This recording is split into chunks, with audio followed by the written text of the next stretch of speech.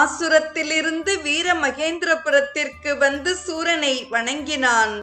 மூலமும் முடிவும் இல்லாத முருகனை நீ பாலன் என்று நினைத்தாய். அதனால் நீ அடைய உள்ள தீமைகளை நினைத்து பார்க்கவில்லை. அன்று நான் ஆலோசனை மன்றத்தில் கூறியவை ஆளால நஞ்சாகத் தோன்றியது.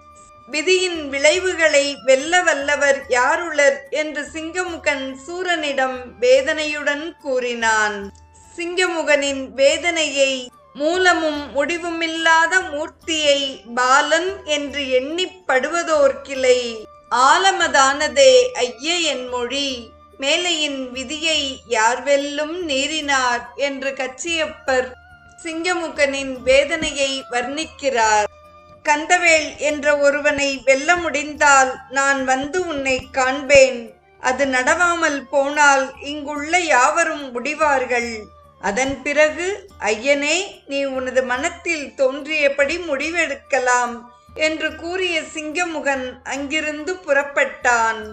சிங்கமுகனின் இந்த கூற்றையும், கந்தனாம் ஒருவனை கடக்கப் பெற்றிடின் வந்துனை காண்பனால் மற்றதில்லையேல் அந்தமடைவரால் ஆறும் ஐயனி புந்தியில் நினைந்தன புரிதியலார் என்றான் என்று கச்சியப்பர் சிங்கமுகனின் வார்த்தைகளை அழகுறக் கூறுகிறார்.